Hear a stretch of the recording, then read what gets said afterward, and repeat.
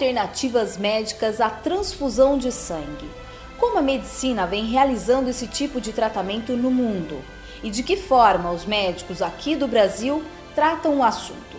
Quais os benefícios para os pacientes que submetem a uma cirurgia sem o uso do sangue? A UFMS promoveu uma palestra para mostrar que existem técnicas que são utilizadas em procedimentos cirúrgicos sem transfusão de sangue. Alguns trabalhos médicos vêm mostrando que o sangue está mais relacionado com risco do que com benefício. É um debate que a gente tem que ver as perspectivas das alternativas ao tratamento sem uso de sangue. Então nós precisamos achar um meio termo, achar um caminho que, através de pesquisa, de conhecimento, de um debate baseado em conhecimento e não baseado só no fato religioso. Informações todas baseadas em trabalhos científicos realizados com sucesso. O próprio profissional, o médico que está lhe atendendo, solicitando um tratamento isento de sangue. Respeita o direito das pessoas de que dê uma alternativa para ele, né? Ele ficou satisfeito com essa alternativa. A pessoa pode realizar como eu realizei. Hoje eu estou bem, eu senti medo na verdade, mas hoje eu já não tenho medo de encorajar outras pessoas que estão talvez com esse mesmo problema. Pode fazer fé, coragem, que é positivo. Nos Estados Unidos e também no Brasil, muitos especialistas já utilizam de tratamentos sem o uso de sangue. De acordo com os profissionais, são práticas seguras e que dão resultados positivos para o paciente. Este cirurgião da Pontífice Universidade Católica PUC de São Paulo realizou uma palestra para os acadêmicos de medicina da UFMS e mostrou o avanço da medicina em relação a esse tipo de tratamento. Aqui é uma endoscopia, está tendo uma hemorragia no pâncreas. Ele está tendo uma hemorragia no sangue. Por endoscopia, eu posso fazer esclerose do vaso do pâncreas. No Brasil está em processo de desenvolvimento ainda, né? O tratamento médico sem uso do sangue, que é a conservação e gerenciamento do uso do sangue, é um trabalho que foi feito nos Estados Unidos, depois passou para a Europa, e os médicos lá da Society for Advancement of Blood Management, que é uma associação médica que estuda o gerenciamento e a conservação do sangue, têm aplicado esse conhecimento na mídia e isso causou assim, um certo interesse nos médicos aqui do Brasil. Tem 7 médicos do Brasil que fizeram essa especialização lá nos Estados Unidos e esse curso de especialização veio trazendo luz nova, uma luz diferente sobre o que é o sangue na realidade. Alguns trabalhos médicos vêm mostrando que o sangue está mais relacionado com risco do que com benefício. Então, como o médico tem a obrigação de trazer para o paciente o que existe de melhor em termos de tratamento médico, o sangue não é o que existe de melhor. Então, essa associação médica está pesquisando e trazendo à luz outros recursos muito mais eficientes e menos expostos a riscos do que o próprio uso do sangue. De acordo com os especialistas, a transfusão de sangue pode trazer graves problemas para o paciente. O primeiro é o risco de que o sangue esteja infectado por bactérias e vírus, além de outros problemas mais graves. A transfusão de sangue, por mais simples que pareça, ela não é tão simples. Ela é uma agressão ao sistema imunológico. E quando você infunde um sangue que não pertence àquele organismo, que vem de outra pessoa, você gera uma resposta imunológica muito intensa dentro do organismo. E essa resposta imunológica ela pode causar diversos danos. Inclusive a injúria celular, com lesão de células do indivíduo, estimular o surgimento de doenças imunobiológicas. E um outro fator importante é a possibilidade de você não conseguir ter identificado nesse sangue a presença de vírus e bactérias que podem gerar infecções nesse paciente, entre HIV, hepatite B, hepatite C. Porque, assim, na realidade, o nosso sistema de triagem sanguínea, ele não é um sistema tão perfeito assim. E você pode ter falhas e esse indivíduo, inclusive, ele pode ter complicações de infecções como hepatite C, hepatite B e HIV. Quando você faz uma transfusão sanguínea, você está estimulando uma resposta imunológica do organismo. Toda vez que você põe dentro de um organismo algo que não pertence a ele, o sistema imunológico reage de uma forma anômala. E essa reação pode levar à lesão da célula do próprio indivíduo. E essa lesão, chamada injúria celular, é um dos fatores de surgimento do câncer. Uma maneira simples, mas que existem alguns riscos. O palestrante ainda explica o que acontece quando uma pessoa recebe o sangue de outra pessoa. O meu sangue em mim, ele é excelente. Ele me conhece, ele conhece todos os meus órgãos e ele me protege. Ele defende qualquer agressor, qualquer corpo estranho que vier para o meu corpo, ele sabe se defender. Ele agride aquele corpo estranho que entrou. Agora, o meu sangue em você é um desastre. Mesmo se houvesse compatibilidade, os meus órgãos são diferentes dos seus órgãos, então meu próprio sangue vai combater você. É isso que acontece no primeiro instante quando você dá sangue para uma outra pessoa. Os antígenos do corpo vão ter briga com o anticorpo do sangue que você injetou e vice-versa. O seu corpo também vai rejeitar o sangue que foi dado, porque ele não é dele. Ele também vai brigar. Então vai ser uma guerra lá dentro. Esse é o primeiro passo. Segundo passo, o sangue estocado, ele sofre alterações, tanto biomecânicas como biofísicas. Então o sangue estocado, quando ele é conservado na geladeira, ele sofre uma alteração da forma globular que ele tem. Normalmente ele tem uma forma discoide, bicôncava. Esse glóbulo vermelho, quando colocado na geladeira, ele se transforma numa forma globosa, como uma mamona cheia de espículas. O sangue, para passar no capilar, ele tem que se retorcer. O capilar tem o tamanho de aproximadamente 2,5 microns. E o glóbulo vermelho tem 7 microns. Ele é 2 vezes, 3 vezes maior, aproximadamente. Então ele tem que se torcer para poder passar. Quando você colocou o sangue na geladeira, para conservar ele armazenado, ele endurece e deforma. Então ele não vai passar no capilar. Os trabalhos médicos atuais vêm mostrando que o sangue estocado obstrui a microcirculação. E ele libera hemoglobina livre, que é nefrotóxica. Então o paciente que faz uso do sangue normalmente está relacionado com a morte e insuficiência renal. Já para a medicina, são opções terapêuticas confiáveis para salvar vidas. O diretor clínico do Hospital Universitário analisa o assunto de forma positiva para a formação dos futuros profissionais. Até o presente momento, né, ao longo das décadas, o sangue tem sido utilizado como um mecanismo de se salvar vidas, né?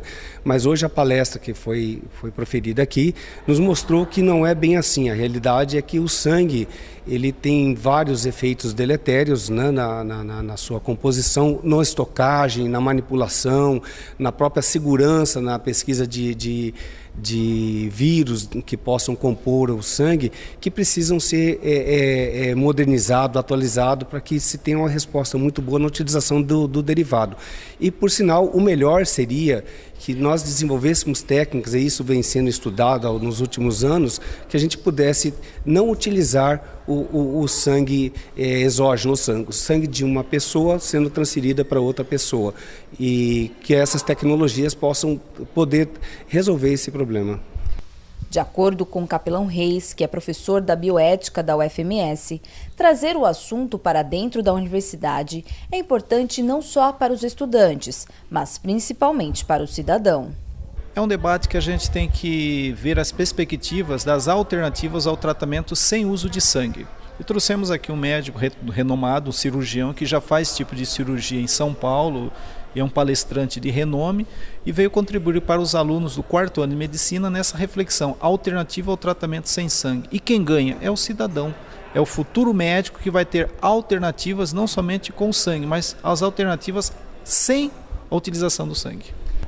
No Brasil, nós temos já mais de 10 grandes hospitais, grandes centros que fazem todo tipo de cirurgia sem utilização de sangue. E a maioria das pessoas que utilizam esse benefício técnico e científico não são testemunhas de Jeová, são pessoas que querem um tratamento alternativo sem o sangue. Isso é preconizado e é direito legal para qualquer cidadão.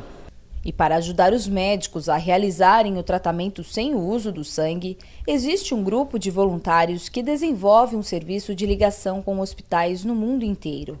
Jorge, que faz parte da comissão, explica como é desenvolvido este trabalho.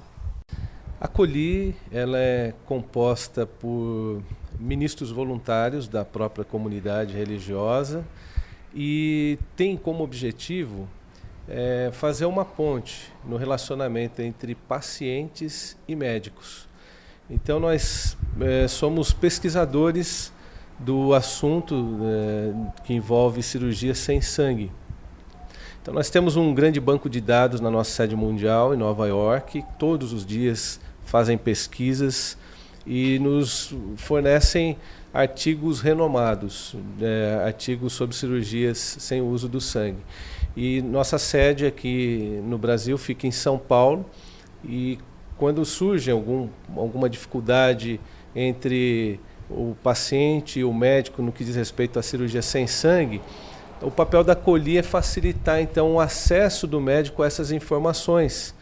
Então, eu costumo dizer que para os médicos a COLI é uma grande ferramenta, porque hoje o tempo é tão precioso e nós facilitamos essa pesquisa, nós contribuímos para os médicos no que diz respeito a eles terem acesso a essas informações, informações todas baseadas em trabalhos científicos.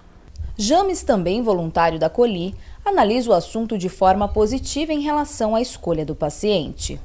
Esse assunto, ele atualmente não é encarado como tanto polêmico assim.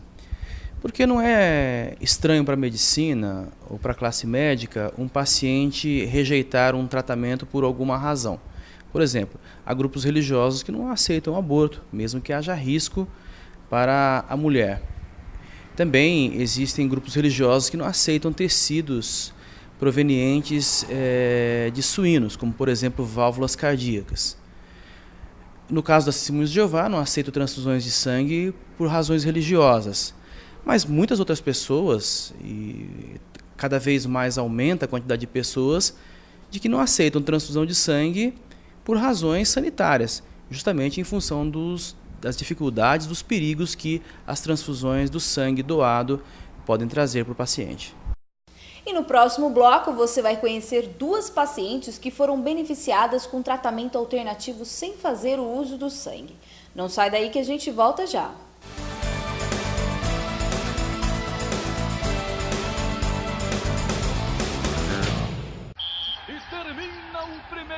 E aí, galera?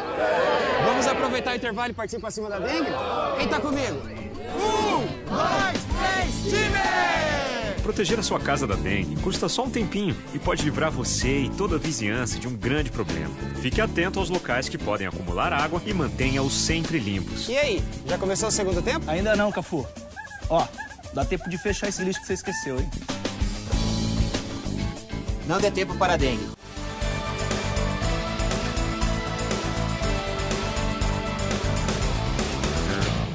Você vai conhecer agora a história de Dona Deolinda, a primeira paciente aqui em Campo Grande a realizar uma neurocirurgia com um aparelho italiano que existe há 25 anos e é usado em intervenções cirúrgicas sem transfusão de sangue.